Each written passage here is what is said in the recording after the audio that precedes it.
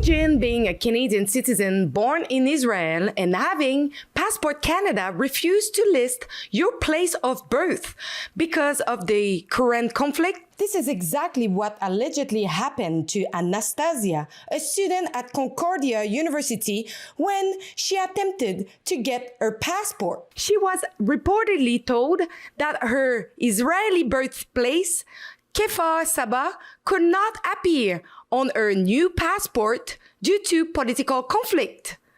It was also alleged that a government official claimed Prime Minister Carney's recognition of Palestine has created new measures affecting certain cities. And it is now the avowed policy of the current Israeli government that there will be, and I quote, no Palestinian state. In this context, Canada recognizes the state of Palestine. Was this a bureaucratic error or an actual government policy? Seeking clarification, her lawyer, Neil Oberman, sent a formal request demanding written explanation, disclosure of any relevant policies, an administrative review, remedial training measures, and confirmation that passport applications are processed without discrimination. Other media outlets have already attempted to contact Passport Canada for clarification. After I conducted the interview, the National Post published an article reporting that, according to Jeffrey McDonald, Communications Advisor for Immigration, Refugees and Citizenship Canada, no changes have been made regarding the issuing of passports for individuals born in Israel, suggesting that the issue was likely an error made by a frontline Service Canada officer. This is why we invited Anastasia for an interview to understand what happened and what the next steps will be in her case. We will also be filling access to information requests to get the bottom of the story, and we will keep you updated. Now let's listen to Anastasia. So recently I received my Canadian citizenship. So this week I decided to go, and I had an appointment on Monday to go and get my Canadian passport and submit all of my documents in person. So I came to the office with all of my documents, and I was directed to a specific desk, and I gave my documents in, and the lady that works at the desk, she looked at them for a few minutes and everything seemed fine until she pointed out that she cannot write Israel on my passport next to my birth city, which is Kfar Saba. So I asked her why, and she said it is because of the political conflict. So at that point I was very confused because I didn't even think that this was I couldn't imagine this would be a problem. And I asked her, okay, so if my birth country was any other country, and that was written in the document I provided you with, if I wrote any other country, then you would say it's okay to put it there. But only because it's Israel, you cannot write Israel. And she said yes. So after that, I asked her, okay, please show me the policy where it says that. She was gone for a few minutes, and she came back with another employee that works at one of those desks. And he said that actually we can't put Israel on your passport only because Kfar Saba is in the list within the cities that are in Israel. But now because Mark Carney declared a Palestinian state, some cities are declared as Palestine. So I'm like, okay, what are those cities? And he says Ramallah, Nablus, Jenin, Jerusalem. So at that point, I'm just like, what is going on? I've never heard of this.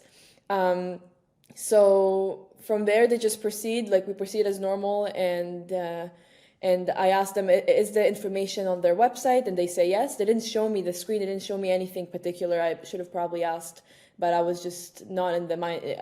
I was just thinking like, what is going on realistically? But yeah, that's basically what happened.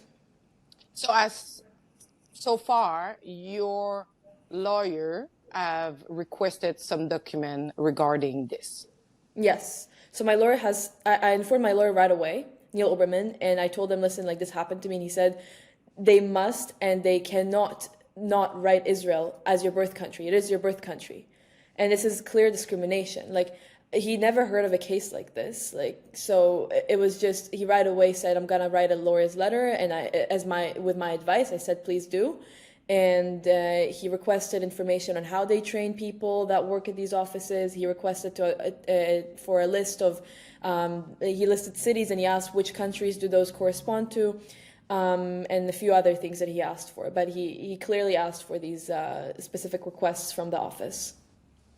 So as of right now, we don't know if it's a real policy or it is an error from the bureaucrats. But by pure speculation, if it is the case and it is a new policy that now the Canada government needs to write Palestine instead of Israel, that means that now we are forcing and pushing people to have now Palestine instead of Israel, when there were some conditions to recognize Palestine as a sovereign state, that those conditions are not met yet. What does that mean for the people who now will need to have Palestine instead of Israel written on their passport? So I think they said that there's a specific list of cities that are recognized as Palestine in your passport. For me, what they said, we don't want to write a country at all. They said we're just going to write your city without Israel. So that's what really confused me. It's like nobody knows what the city is anyways. It's like, it's the city I was born in, but it's not without my country.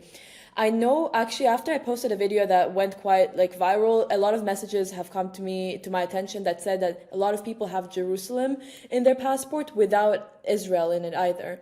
So when the individual working at the passports office told me that Jerusalem was now under Palestine, that was another thing I was really doubting, because how is this? I don't really understand.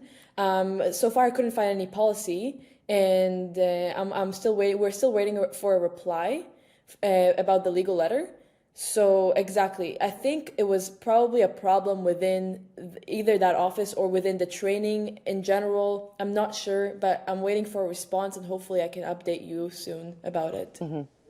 Because it kind of confused the other country who will not recognize Palestine as a sovereign state. So how does it work if some country recognize it and some country don't recognize it? I didn't even think about this, actually. It's like, how would you travel with this document with a non-recognized country? Like the US? Yeah, that's such a good point that I didn't even think about. So that's another point for consideration. Like, what is the purpose of this, right? Like, how can this even come true legally? I don't know, especially since Mark Carney recognized Palestine just a few months ago. And these are the consequences. These are the consequences of people who work in government offices, for example, who are empowered by these decisions by our government, by the leadership, and choose to go and tell citizens like myself who are not in their position, and I don't work for the government or anything, and tell me that my country cannot be written on my passport, like the country I was born in cannot be written on my passport because of a political conflict, without anything to back it up. Like, when I was told I can't write Israel on my passport, she did not say like, oh, it's because of policy ABC. It was just, I don't think anything was even checked. It was just like an assumption, because that is why like they came back and said, oh, now you can write it because Kfar Saba is in Israel. So, yeah. With like all the anti-Semitic atmosphere that is happening here in Canada, but especially in Montreal, how did you feel facing those government people, worker, telling you, oh, no, you can't write your place of birth on your own passport? How did you felt at this moment, like, to face another kind of discrimination? Exactly. I started feeling like something was wrong with me. Like, I started feeling like it's my fault in a way. Like, now that I'm thinking about it, I started feeling like, wait, like, how? So the place I came from, Canada has a problem with the place I came from, that it cannot even be written on my personal like travel documents. Like, I just started feeling like something was wrong with where I came from and who I am, without my connection to what's actually going on in that country. whether there is a political conflict or there isn't, it's not in my control, and it's not any Jewish person's control in Canada, Jewish citizen or non-Jewish citizen who is somehow related to Israel, right? Like we're citizens of Canada, so it's everybody's right to receive a passport. So for me, it made me feel like clearly it's just another continuation of what we see on our streets, what we see on our campuses, what we see every day on social media and just wherever we go. So it's really unfortunate. It was very unfortunate. Is it the first time you're facing this kind of treatment at Passport Canada? So at Passport Canada, yes. But I've had other incidents. For example, when I just came back from Israel one time from a trip from Israel, I had Israeli shekel that I wanted to exchange here at just like Clarifax, I think that's what it's called. It's not a bank, it's just an exchange center. And I asked them, can I please buy a Canadian dollar and give you my Israeli shekel? They said, no, we actually cannot buy Israeli shekel. It's against our policies. Again, it's against their policies. So I asked, how come? So is it against any other, do other banks accept it, or is it just you? And they say, no, it's in every bank, actually. They don't accept Israeli shekels. It's because of the political conflict. So I asked, are you sure? Like, can you please check? At that point, like, when I was there, I didn't really I didn't ask for the policy or to see anything. I was just in shock. But it's not the first time something like this happens to me. It's something similar. Did you try to reach out to the company in question and request if it was actually a real policy? Unfortunately, no. I should have. I absolutely should have, but unfortunately this time I did not. But after that, I just went right to the bank nearby, like to BMO, and they exchanged it happily. Like, it's just like, so I wanted to check, like, if it's actually true myself. So I guess I checked myself, but I didn't bring attention to it publicly, which maybe I should have. Thank you so much for sharing your story, and we will wait not only from your lawyer, but we will also be filling an access to information to know really what is happening at Passport Canada regarding the country, Israel. Thank you so much. I really appreciate it, Alexa. At Rebel News, we believe that if you're here in Canada and you're not a Canadian citizen and you're on the street chanting anti-Semitic slogan and you're causing vandalism or you're glorifying terrorist organization, you should be deported back. We have a petition at deporthamas.com, and if you agree, go and sign it right now.